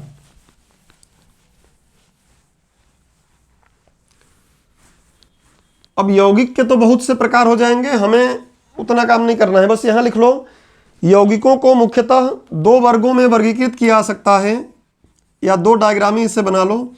यौगिकों को मुख्यतः 2 वर्गों में वर्गीकृत किया जा सकता है। बाकी और भी बहुत से रूप बना सकते हैं, अभी ज़रूरत नहीं है हमें। एक कार्बनिक और दूसरा है अकार्बनिक। कार्बनिक और अकार्बनिक। कुल मिला के ऐसे यौगिक, कोई भी ऐसा यौगिक बने जिसमें कार्बन उपस्थित हो, ऐसा यौगिक जिसमें कार्बन उपस्थित हो उसको हम क्या बोलते हैं, कार्बनिक यौगिक। और ऐसा यौगिक जिसमें कार्बन अनुपस्थित हो, कार्बन दिखना भी नहीं चाहिए, यहाँ पे कार्बन दिख गया तो बात बिगड़ जाएगी, कार्बन की अनुपस्थिति हो, उसको हम बोलते हैं अकार्बनिक यौगिक। कार्बनिक यौगिक में क्या है, दारू लिखना अच्छा लगता है, एल्कोहल लिखते हैं तो बहुत से लोग सोचते हैं, याद कर रट्टा मारते हैं, एल्कोहल है क्या, दारू ही तो है, तो एल्कोहल लिख लेना। C2H5OH, देख लो कार्बन है। और देख लो CO2 कार्बन है। जहां भी कार्बन रहेगा वो यौगिक कैसा है, कार्बनिक है। और अकार्बनिक यौगिक जहां कार्बन नहीं है वो क्या है, अकार्बनिक यौगिक। NH3 अमोनिया, कहीं कार्बन नहीं दिखा। H2SO4 है तो यौगिक ही, 2 या 2 से अधिक से मिलकर बन रहा है तत्वों से, और निश्चित है H2SO4 हमेशा सल्फ्यूरिक अम्ल हमेशा यही रहता है, कभी सल्फ्यूरिक अम्ल का फॉर्मूला आप देखोगे बदलेगा नहीं, इसका निश्चित संगठन है। तो इन सब को हम क्या बोलेंगे, और भी कुछ ले लो, सल्फर डाइऑक्साइड, और ले लो nitrous oxide N2O, laughing gas, हंसने वाली गैस, हंसाती भी है, ज़्यादा ले लोगे तो बेहोश भी हो जाओगे। ये सब क्या है, अकार्बनिक है। तो ऐसे ही बना के लिख लो, यौगिकों को मुख्यतः 2 वर्गों में वर्गीकृत किया गया है। एक को लिख लो कार्बनिक, दूसरे के लिख लो अकार्बनिक। थोड़ा फैक्ट क्या दिमाग में रखना है कि हमने आहार, पोषण और पोषक तत्व पढ़ा था। आहार, पोषण और पोषक तत्व पढ़ा था, और उस आहार, पोषण, पोषक तत्व में हमने पढ़ा था स्थूल मैक्रो पोषक तत्व, और उसमें क्या था, कार्बोहाइड्रेट। तो भैया कार्बोहाइड्रेट क्या है, हमारे शरीर में मिलता है ना, तो ये क्या है, कार्बनिक है। किससे बनता है, कार्बन हाइड्रोजन ऑक्सीजन के संयोग से, एक निश्चित अनुपात में मिलने से। उसके बाद वसा जो है ये भी देखते हो, फैट लिपिड ये भी कार्बन हाइड्रोजन ऑक्सीजन से ही बनता है। प्रोटीन, तो प्रोटीन भी आप देखोगे कार्बन हाइड्रोजन ऑक्सीजन तो इसमें भी रहता है, बट नाइट्रोजन भी इसमें रहता है। और कुछ प्रकार और देखे थे जिसमें और भी चीज़ें मिलती हैं। तो ये सब भी क्या है, कार्बनिक यौगिक हैं। कभी पूछ ले एग्जाम में कि कार्बोहाइड्रेट किस प्रकार का यौगिक है, तो कार्बनिक यौगिक है। फैक्ट्स वगैरह आगे देखते रहेंगे। और भी कुछ प्रकार के यौगिक के बारे में चर्चा हम कर सकते हैं, लेकिन मुझे नहीं लगता कि और इससे ज़्यादा अभी अपने को इस पे बात करने की आवश्यकता है। एक चीज़ जरूर कर सकते हैं कि, बट अभी तुम लोगों को एक काम करो, एक नोट डालो थोड़ा सा, क्योंकि मैं नहीं चाहता कि बाद में फिर से यौगिक पर कोई टॉपिक बनाए हम। तो एक नोट डाल लो, नोट में कुछ बात लिख लो। ये बात लिखने के बाद एक नोट डालो, इसके बाद एक नोट डाल लीजिए, और नोट में एक काम कर लो, एक तरफ लिख लो एक तरफ लिख लो कार्बनिक, या इसी में चाहो तो लिख लो नीचे, कार्बनिक को एक तरफ लिख लो, एक तरफ को अकार्बनिक। इक्का दुक्का और फैक्ट कुछ काम के हैं तो वो लिख लेते हैं कार्बनिक और अकार्बनिक में। हालांकि उसमें कुछ ऐसी बातें आएंगी जो एकदम केमिस्ट्री पर ध्यान नहीं दिए होंगे पहले, उनको दिक्कत होगी, बट उस पर हम लोग संभाल लेंगे। आगे लिखो। पहला बात तो हो गया कि कार्बनिक क्या होते हैं, जिसमें कार्बन रहे, बाकी कुछ भी रहे, लेकिन कार्बन एक भी अगर उपस्थित हो गया, उसमें एक भी अणु के रूप में कार्बन उपस्थित हो गया, मतलब वो कार्बनिक है। दूसरी बात लिख लो, कार्बनिक में लिखो कि ये प्रायः सहसंयोजी होते हैं। प्रायः सहसंयोजी, सहसंयोजी क्या है आगे देखा जाएगा संयोजकता में, बट कल की क्लास से याद करो इसको। मैंने बोला था ना कि जो इलेक्ट्रॉन को ना तो देंगे और ना तो लेंगे, बल्कि क्या करेंगे, दोनों थोड़ा थोड़ा देकर आपस में साझा कर लेंगे।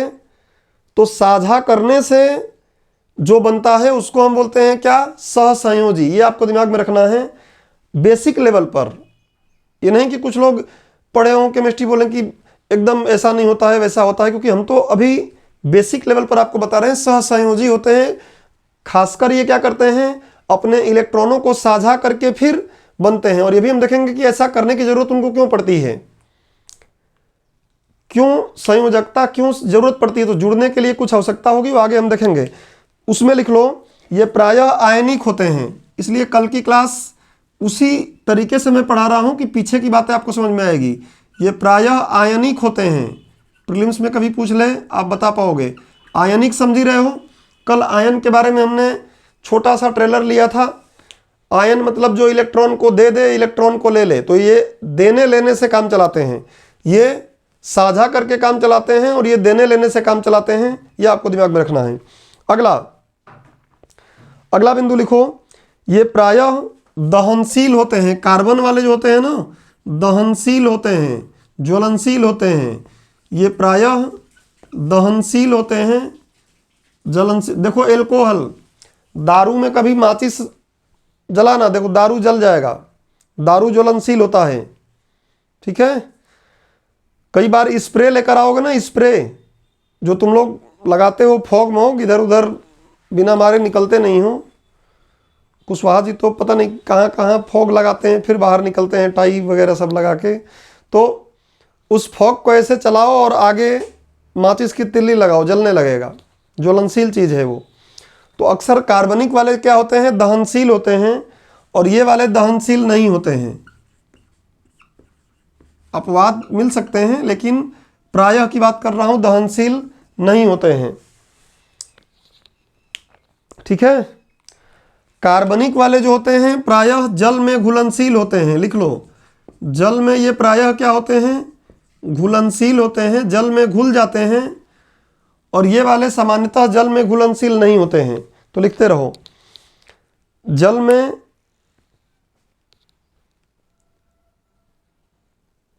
गलत हो गया है यार, ये घुलता नहीं है, इसको सही करो। ये जल में अघुलनशील रहता है प्रायः, और ये घुलनशील रहता है। अकार्बनिक वाला जो रहता है वो क्या, घुलनशील होता है, और कार्बनिक वाला अघुलनशील रहता है। सही कर लेना। अगला,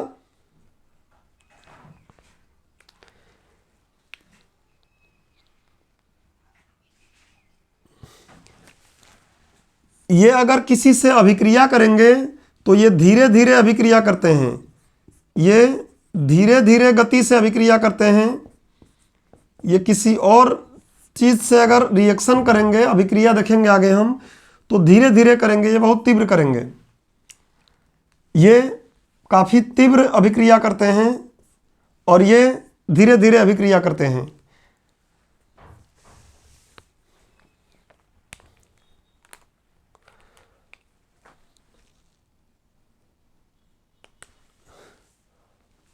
ध्यान रखो कि ठीक है, अभी इतना रखो, आगे कभी फैक्ट में और देखेंगे। एक काम करना, 2-4 लाइन की जगह छोड़ के रखना आगे, क्योंकि मैं उन शब्दों का प्रयोग यहाँ नहीं करना चाहता जो आपको नहीं आता है। तो जब भी बताऊंगा उसको यहाँ आके लिख लेना, 4-5 लाइन छोड़ देना बस। अब यौगिकों को और भी कई प्रकार से मैं बांट सकता हूँ, एरोमेटिक, एलोफेटिक, आप लोग पढ़े होंगे तमाम प्रकार के, समृत, विवृत, वो सब विशेष में आएगा। नीट मीट की तैयारी कर रहे हैं तो आएगा, यहाँ नहीं आएगा। अगर कोई पहले पढ़ा हो तो हमारे काम का है नहीं वो। यौगिक की काम खत्म हो गया, यौगिक को हमने समझ लिया। अब बात करेंगे अशुद्ध पदार्थ का। शुद्ध पदार्थ खत्म हो गया, इसको मिटाता हूँ। शुद्ध पदार्थ हमने खत्म कर लिया है। अब बात करेंगे हम लोग अशुद्ध पदार्थ की।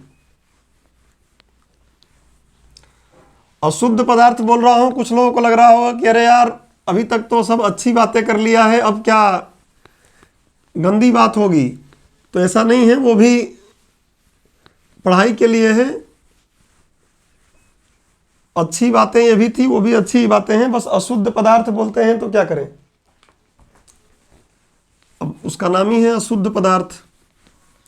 अशुद्ध पदार्थ क्यों आपको बताया था, क्योंकि उनका संगठन निश्चित और स्थिर नहीं रहेगा। मिश्रण भी उनको हम बोलते हैं। थोड़ी देर में इस क्लास को खत्म करेंगे, फिर एक एक करके टॉपिक बनाएंगे। चलो, रासायनिक आधार पर ही बांट रहे थे, लेकिन अब रासायनिक आधार पे दूसरा पॉइंट अशुद्ध पदार्थ, क्योंकि रासायनिक आधार पर, बोर्ड पे हाँ दिख रहा है, रासायनिक आधार पर वर्गीकरण जो कर रहे थे पदार्थ का, रासायनिक आधार पर पदार्थ का वर्गीकरण में अशुद्ध पदार्थ देख रहे हैं, क्योंकि हमने शुद्ध पदार्थ पे पूरा काम कर लिया है।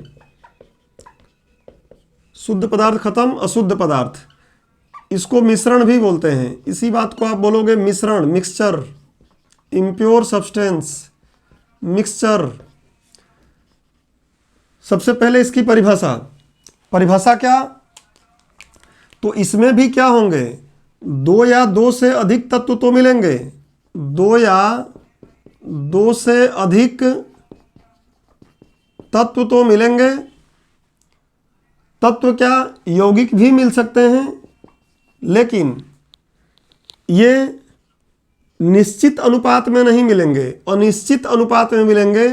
इनका अनुपात फिक्स नहीं रहेगा, अनिश्चित अनुपात में मिलेंगे, और वो अनुपात स्थिर भी नहीं रहेगा, इसलिए तो अनिश्चित है ना। अब जैसे दाने दाने में केसर का दम, बिमल पान मसाला, बिमल ही है ना। तो आप लोग टेंशन में खोलते हैं उसको कि आज बड़ा प्रेशर आ गया है, दिमाग पर टेंशन है, आज टेंशन कम करते हैं। 2 लोग अलग अलग खोल के देखना और केसर गिनना। पहली बात, उसमें होगा भी कि नहीं होगा। केसर गिनना उसमें और कसेली गिनना, दोनों में बराबर बराबर देखो आता है क्या, नहीं आएगा। अनुपात ही अलग है। चाय 2 लोग बना रहे हैं, नींबू पानी 2 लोग बना रहे हैं, दोनों लोगों का अनुपात अलग अलग रहेगा, एक जैसा अनुपात नहीं रहेगा। विकास भाई कुछ बोल रहे हैं, शिवा को पता होगा। शिवा क्या, कई लोगों को पता होगा। आप लोग जैसे ही क्लास ख़त्म होगी तो सोचेंगे कि 1-1.5 घंटे तक पढ़े हैं, अब थोड़ा माइंड को रिलैक्स देते हैं, तो फिर दिलबाग और पता नहीं क्या क्या सब हैं सुट्टा बार के नीचे। चलो टॉपिक पर। तो ये बात समझ रहे हो ना कि अनिश्चित अनुपात रहेगा स्थिर। एग्जाम्पल क्या है? नींबू पानी, नींबू पानी, शक्कर भी बना लो, नींबू पानी अक्सर चलता है, शक्कर पानी भी कर लो। कोई किसी की औकात है आधा नींबू ही डाल रहा है, आधा रख लिया है शाम के लिए, और पानी 5 गिलास डाल रहा है, 5 गिलास डाल रहा है, नमक 2 चम्मच डाल रहा है। कोई है जो 2 नींबू डाल दे रहा है, 1 गिलास पानी डाल रहा है, आधा चम्मच नमक डाल रहा है, और सबको नींबू पानी ही बोलते हैं। ऐसा नहीं कि इसको नींबू पानी नहीं बोलेंगे, इसको कुछ और बोलेंगे, बाबू पानी बोलेंगे। वो बाबू पानी हो सकता है कि वो पानी बनाने वाला अपना नाम रखा हो, तो मत बोलना हाँ सर बोलते तो हैं इसको, वो नाम रखा होगा, है तो नींबू पानी ही। तो अनुपात क्या है? निश्चित नहीं है, स्थिर नहीं है, इसलिए क्या है? मिश्रण। लिखो परिभाषा फटाफट, हेडिंग डालो मिश्रण। लिखो, जब 2 या 2 से अधिक तत्वों या यौगिकों को, जब 2 या 2 से अधिक तत्वों या यौगिकों को, जब 2 या 2 से अधिक तत्वों या यौगिकों को किसी भी अनुपात में, किसी भी अनुपात में, किसी भी अनुपात में मिलाया जाता है, किसी भी अनुपात में मिलाया जाता है, तो मिश्रण का निर्माण होता है। किसी भी अनुपात में मिलाया जाता है तो मिश्रण का निर्माण होता है।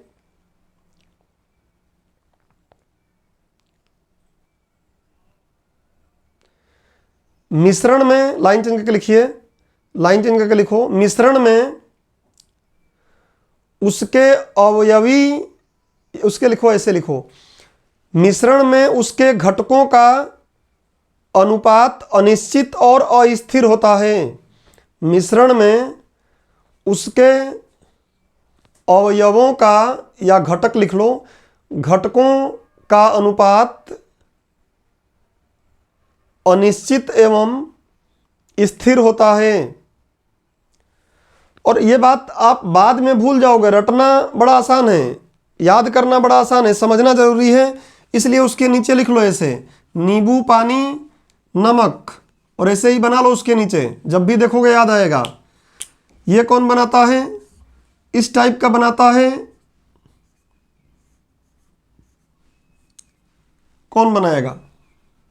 जो गरीब रहेगा, गरीब आदमी इस टाइप का बनाता है,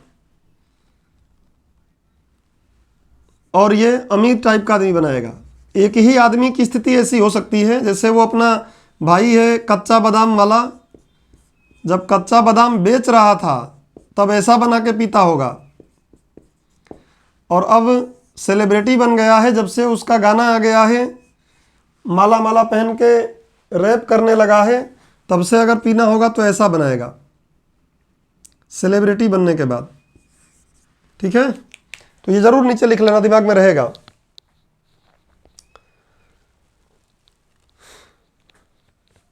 उसके जस्ट नीचे एक बात और समझ लो कि इन तीनों को मिलाया तो गया, लेकिन तीनों यौगिक जैसी समझौता नहीं कर पाते आपस में।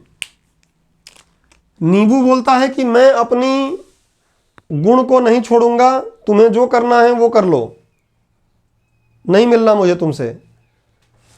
तो पानी बोलता है भाई मिल जा यार ना, कोई बात नहीं, मैं बुरा कहाँ मान रहा हूं, तब भी मिल जा, बोलता तब ठीक है, तो नींबू मिल गया। नमक बोलता है मैं अपना गुण नहीं छोड़ूंगा, तो बोलता है कोई बात नहीं, तुम भी मिल जाओ। जैसे हमारे यहाँ गठबंधन होता है ना, चुनाव में गठबंधन होता है, गठबंधन ऐसा ही होता है लगभग, खासकर कब? चुनाव के बाद। चुनाव के पहले वाले गठबंधन थोड़े फिर भी चलते हैं ठीक ठाक, मतलब लेकिन बाद वाले इस हिसाब से। तो जस्ट उसके नीचे लिखो कि मिश्रण में उपस्थित घटक अपने गुणों को त्यागते नहीं हैं। मिश्रण में उपस्थित घटक अपने गुणों को त्यागते नहीं हैं। मिश्रण में उपस्थित घटक अपने गुणों को त्यागते नहीं हैं, अतः मिश्रण का गुण भी अपने घटकों के गुणों का मिश्रण ही होता है। अपने घटकों के गुणों का मिला जुला रूप ही होता है। अपने घटकों के गुणों का मिला जुला रूप ही होता है। मिला जुला रूप ही होता है।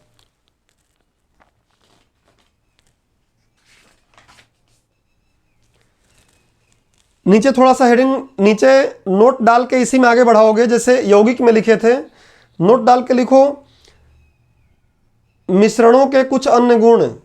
प्रकार देखेंगे पहले, मिश्रणों के कुछ अन्य गुण, क्योंकि इसको अलग से पढ़ने की आवश्यकता नहीं पड़ेगी। मिश्रणों के कुछ अन्य गुण, और एकदम यौगिक वाली बातें ही यहाँ पे आएंगी। सबसे पहला क्या, जब ये बनते हैं तो न तो ऊर्जा क्या होती है, न तो ऊर्जा का शोषण होता है, शोषित होती है ऊर्जा, और न ही ऊर्जा निकलती है। नमक पानी मिलाते समय देखे हो कभी कि जैसे नमक पानी मिलाए आग निकल गई, गर्मी पैदा हो गया, नहीं होता ऐसा। तो लिखो गुण में पहला बिंदु लिखो, कुछ अन्य गुण में एग्जाम्पल में लिख लो। पहला लिखो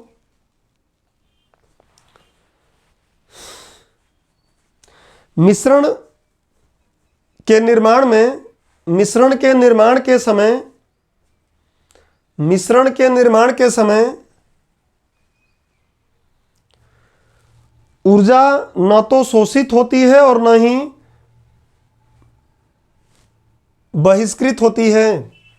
ऊर्जा न तो शोषित होती है और न ही मुक्त होती है या बहिष्कृत होती है, जो आपको अच्छा लगे। ऊर्जा न तो शोषित होती है और न ही बहिष्कृत होती है।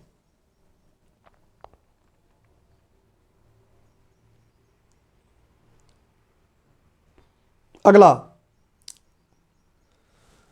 उसको हम क्या देख रहे थे कि किसी भी भौतिक विधि द्वारा अलग नहीं करेंगे, रासायनिक विधि द्वारा ही अलग करेंगे। बट ये भौतिक विधि द्वारा भी अलग हो जाते हैं। कैसे अलग होंगे ये हमको पढ़ना है। तो ये अलग से अलग चैप्टर बनाएंगे, तो उसमें देखेंगे कि ऊर्ध्वपातन और पता नहीं और भी अवसादन, निक्षेपण, अलग अलग विधियों द्वारा इनको अलग कर पाएंगे। दो अगर आपस में मिले हुए हैं तो, ये नींबू पानी मिला दिए हैं ना, हम चाहेंगे तो इनको अलग भी कर सकते हैं। खैर नींबू को तो नहीं अलग करना, नमक वगैरह को अलग कर लेंगे, जल को अलग कर लेंगे, ये हम देखेंगे कैसे अगले चैप्टर में। तो लिखो इन्हें क्या, मिश्रण को लिखो, मिश्रण को विभिन्न भौतिक विधियों द्वारा, मिश्रण को विभिन्न भौतिक विधियों द्वारा, मिश्रण को विभिन्न भौतिक विधियों द्वारा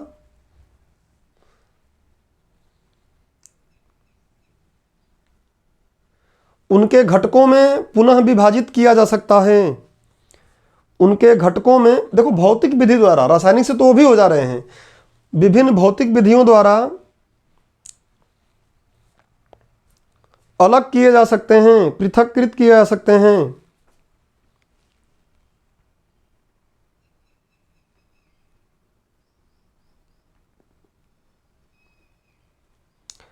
अगला लिख लो, इनका गलनांक, क्वथनांक एवं घनत्व अनिश्चित होता है, फिक्स नहीं रहता है। और उसका फिक्स था, उच्च तो था ही, फिक्स उसको रखना कि निश्चित, वहां पे सब तुम लोग निश्चित कर देना, ज्यादा बढ़िया रहेगा, ठीक है ना। निश्चित, यहां लिखो अनिश्चित। इनका गलनांक, वही बात है इसलिए बोर्ड पे फिर नहीं लिख रहा हूं। इसका गलनांक, क्वथनांक एवं घनत्व अनिश्चित रहता है, रहेगा ही घनत्व। H2O में तो फिक्स है ना भैया कि दो H रहेगा, एक O रहेगा। नींबू पानी में कहाँ फिक्स है घनत्व, कहीं गाढ़ा हो जाएगा, कहीं पतला हो जाएगा। यही गाढ़ा पतला ही तो घनत्व देखा हमने। तो लिखो इसके गलनांक, क्वथनांक एवं घनत्व अनिश्चित होते हैं।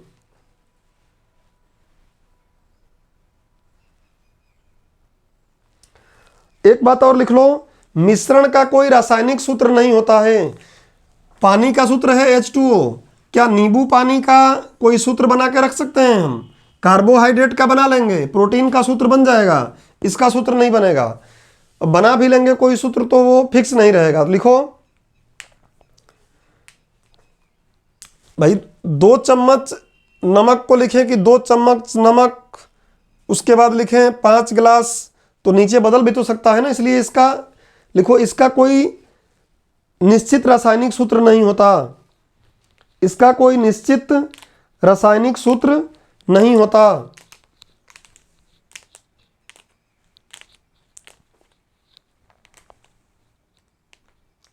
तो मिश्रण के बारे में हमने देख लिया। अभी अगला हेडिंग डालो, मिश्रण के प्रकार।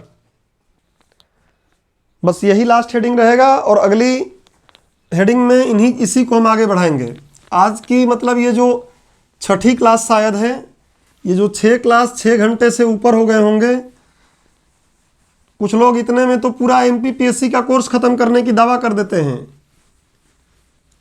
और कुछ लोग चाहते भी हैं कि खत्म हो जाए इतने में ही।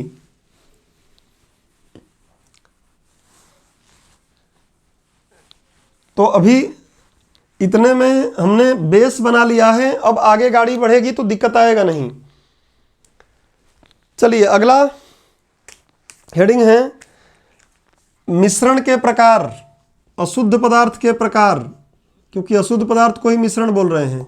मिश्रण के प्रकार, मिश्रण के प्रकार में, मिश्रण के प्रकार में एक लिख लो समांगी मिश्रण, समांगी मिश्रण, होमोजीनियस, जीनियस नहीं जीनस, होमोजीनस मिक्सचर, और दूसरा होता है विसमांगी मिश्रण, विसमांगी मिश्रण जिसको हम बोलते हैं हेट्रोजीनियस। जीनियस सब वही है, बोलने में प्रोनाउंसिएशन बिगड़ता है। हेट्रोजीनस मिक्सचर क्या है? पहले लेक्चर में ही थोड़ा समझाया था, अभी एक बार फिर से समझ लो। इसमें क्या होगा कि भले ही अनुपात तो हमको पता है कि निश्चित नहीं है, अनुपात अनिश्चित है, इस बात से तो कोई दिक्कत नहीं है। स्थिर नहीं है, ये भी हमको कोई दिक्कत नहीं है। लेकिन जब ये आपस में मिलते हैं तो इस प्रकार से घुल मिल जाते हैं, इतना ढंग से घुल मिल जाते हैं कि एक बाल्टी अगर हमने नींबू पानी बना लिया और खूब ढंग से इसको मिलाने के बाद एक गिलास यहाँ निकाला, एक गिलास यहाँ निकाला, और किसी विधि के द्वारा हम चेक करना चाहें तो जितना नींबू नमक पानी इस गिलास में हमको मिलेगा, ठीक उतना ही इस गिलास में मिलेगा। ऐसा नहीं है, अगर सही से नहीं मिलाए हो तब दिक्कत होगी, सही से मिला लिए हो तो जो टेस्ट इसको लगेगा वही टेस्ट इसको लगेगा। मतलब इसके हर एक छोटे पार्ट में अगर देखोगे तो इसके सारे जितनी भी चीज़ें घटक मिलाए हो, सारों घटकों की मात्रा क्या रहेगी? बराबर बराबर रहेगी, इक्वल इक्वल रहेगी। इसलिए इसको हम क्या बोलेंगे? समांगी मिश्रण। इसमें पहचानना बड़ा मुश्किल होगा, बाहर से देख पाना बड़ा मुश्किल होगा कि कहाँ कौन कम है कौन ज़्यादा है, एकदम सब इक्वल लगेंगे। विसमांगी में क्या होगा? तो वही अभी जो बात कर रहा था चैनी चैनी वाला, सुने हो चैनी चैनी, चैन से मजा लो, उसमें देखोगे तो साफ समझ में आ जाएगा कि ये सुपारी है, ये केसर है, अगर है तो, होता नहीं है, और पता नहीं क्या, मुझे तो पता भी नहीं उसमें क्या क्या होता है, और ये मसाला पान मसाला है। इस तरीके सब समझ में आ जाएगा, देख के ही, बाहर से देख के ही समझ में आ जाएगा। और दूसरी चीज़ क्या कि इतना उठाओगे तो कुछ अलग अलग निकल जाएगा, उसमें थोड़ा केसरी ज़्यादा निकल गया, इतना उठाओगे तो केसर कम, कितना भी मिला लो, इसमें देखोगे एक भी केसर नहीं मिला इतने भाग में। तो अलग अलग भाग में जो संगठन है वो क्या रहते हैं, अलग अलग हमको दिखाई देते हैं, और इसलिए इसको हम बोलते हैं कि ये विसमांगी मिश्रण है। ठीक है, रेत और गिट्टी को मिला दो, कितना भी मिला लो, लाख कोशिश कर लो, रेत और गिट्टी को मिलाकर उसके थोड़े थोड़े भाग को लोगे, दोनों में अलग अलग वैल्यू मिल जाएंगी रेत और गिट्टी की संख्याओं का, इसलिए वो विसमांगी है। जहां एकदम घुल जाएगा वो समांगी बन जाएगा। वायु हमारा क्या है, बताया था कि समांगी है, हाइड्रोजन, ऑक्सीजन, नाइट्रोजन सब मिले हुए हैं उसमें, और प्रदूषण न फैलाएं हम। प्रदूषण पता चले कि विजयनगर में बहुत स्वच्छ पर्यावरण मतलब एयर है और यहाँ पर, तो फिर दोनों जगह का अलग अलग मिल जाएगा, लेकिन वहीं विजयनगर का उठा के अलग अलग जगहों से थोड़ा थोड़ा पकड़ के देखोगे तो नाइट्रोजन, ऑक्सीजन, हाइड्रोजन सब क्या रहेगा, इक्वल इक्वल मात्रा में मिलेंगे, तो वो भी समांगी मिश्रण है। समांगी मिश्रण का एक विशेष नाम दिया जाता है विलयन, जो अगले चैप्टर में हम लोग पढ़ेंगे विलयन के बारे में, सॉल्यूशन कितने प्रकार के होते हैं। समांगी मिश्रण में लिखो, समांगी मिश्रण में लिखना शुरू करो फटाफट।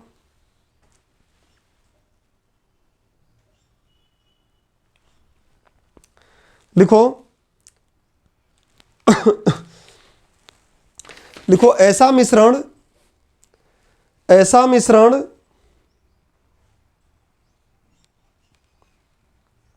ऐसा मिश्रण जिसके प्रत्येक भाग में, जिसके प्रत्येक भाग में उसके घटकों या अवयवों की संख्या बराबर होती है। ऐसा मिश्रण जिसके प्रत्येक भाग में उसके घटकों या अवयवों की संख्या समान होती है, बराबर होती है, समांगी मिश्रण कहलाता है। समांगी मिश्रण कहलाता है।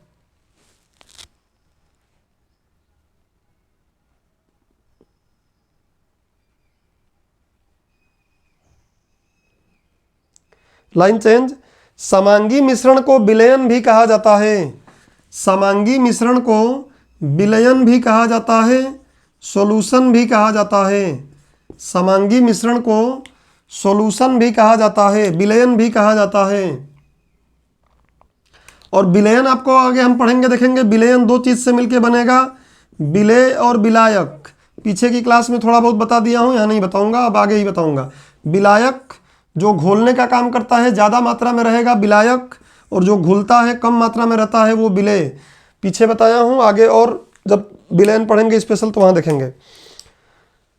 नीचे लिख लो, जैसे उदाहरण में दो चार बातें लिख लो। अच्छा, इसके जस्ट नीचे लिखो कि समांगी मिश्रण, समांगी मिश्रण ठोस प्लस ठोस का बन सकता है, ठोस प्लस द्रव का बन सकता है, ठोस प्लस गैस का बन सकता है, द्रव प्लस द्रव का बन सकता है।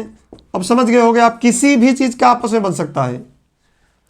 ये प्रीलिम्स में कभी उलझा के क्वेश्चन पूछ लेगा, क्या गैस का गैस में कभी बन सकता है मिश्रण, समांगी मिश्रण? डेफिनेटली बनेगा, वायु है तो ठोस का ठोस में बन जाएगा, गैस का किसी में भी बन जाएगा। ठीक है ना? तो ये दिमाग में रखिएगा कि मिश्रण जो होता है, समांगी मिश्रण किसी का भी बन सकता है, ठोस द्रव, द्रव द्रव, द्रव गैस, गैस गैस, ठोस ठोस, कुछ भी बन जाएगा। मिश्रित धातुएं बनाई जाती हैं इससे, तो यहां उलझाए नहीं आपको कहीं, ये दिमाग में रखिएगा, किसी को भी मिला के बनाया जा सकता है आपस में। ये बात अगर लिख लिए हो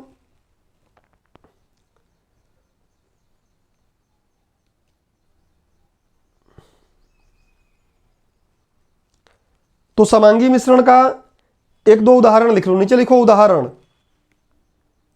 उदाहरण में लिखो वायु, वायु हाइफन ला के लिखो विभिन्न गैसों का मिश्रण, वायु हाइफन ला के लिखो विभिन्न गैसों का समांगी मिश्रण।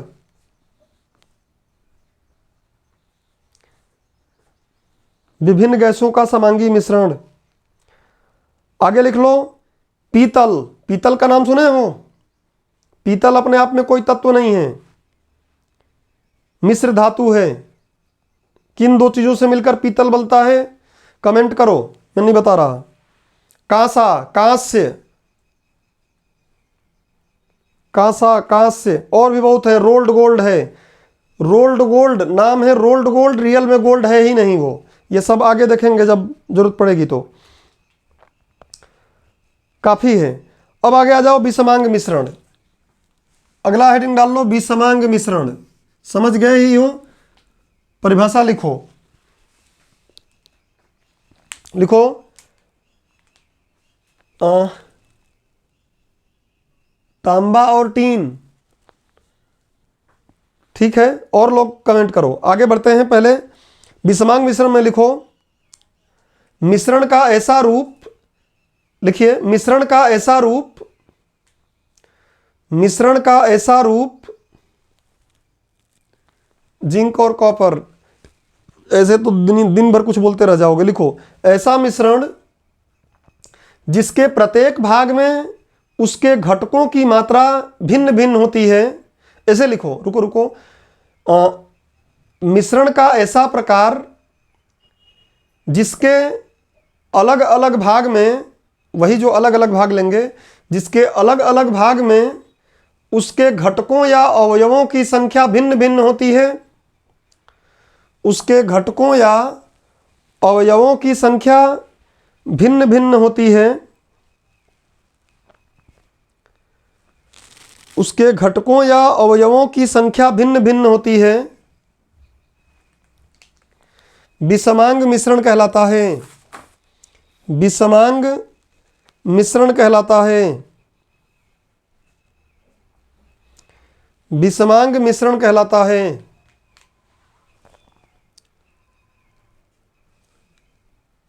जैसे जैसे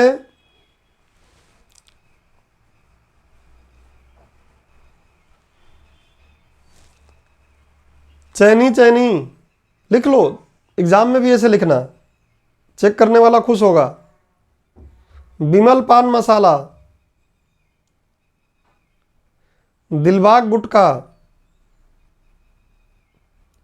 रेत और गिट्टी का मिश्रण, रेत और गिट्टी का मिश्रण इत्यादि।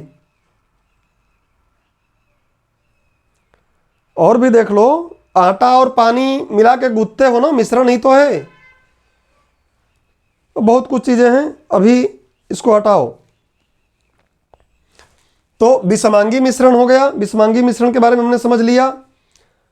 आज की क्लास को हम लोग यहीं रोकेंगे और अगली क्लास में जब हम मिलेंगे तो फिर अब आराम से धीरे धीरे मिलेंगे, तो अब मिश्रण को ही जस्ट आगे नहीं बढ़ाएंगे, हो सकता है। अगली क्लास में जब हम मिलेंगे तो तय कर लेंगे, देखेंगे या तो मिश्रण को आगे बढ़ाएंगे या फिर ठोस द्रव गैस का थोड़ा डिटेलिंग करेंगे। उसके बाद फिर मिश्रण का थोड़ा डिटेलिंग करेंगे। यौगिक का तो करना नहीं है। मिश्रण का पृथक्करण करेंगे तो एक एक लेक्चर उन पर लगेगा। ठोस द्रव गैस पर एक लेक्चर लगेगा। ये मिश्रण मतलब विलयन के बारे में मुख्य रूप से पढ़ना है हमको, कि और इनको अलग करने का तरीका कैसे अलग करेंगे। उसके बाद अणु परमाणु, इस तरीके से धीरे धीरे आगे चीज़ें बढ़ती रहेंगी। तो आज की क्लास में किसी को कोई तकलीफ हो तो पूछो। यार मुझे लगा था कि क्लास आज आधे घंटे 45 मिनट में ख़त्म हो जाएगी, लेकिन करें क्या, वो पढ़ाते समय बीच बीच में कुछ ऐसे टर्म्स आ जाते हैं जो आपको नहीं समझ में आते हैं, तो उसके चक्कर में क्लास लंबी हो जाती है। खैर ठीक है, समझ में नहीं आए तो फिर पढ़ने का मतलब भी क्या है। आज की क्लास में किसी को कोई तकलीफ हो तो पूछो, नहीं तकलीफ हो तो आप क्लास रोकते हैं आज की। करो करो, टाइप करो, इतने आलसी हो। क्लियर है सब? ठीक है, तो आज की क्लास यहीं बंद करते हैं। मिलते हैं कल। हाँ, सभी लोग पहले से ही बोलना शुरू कर दिए हैं, अब तुम लोग अभ्यस्त हो गए हो। ठीक है, मिलते हैं कल की क्लास में। सबको जप नाम। ठीक है।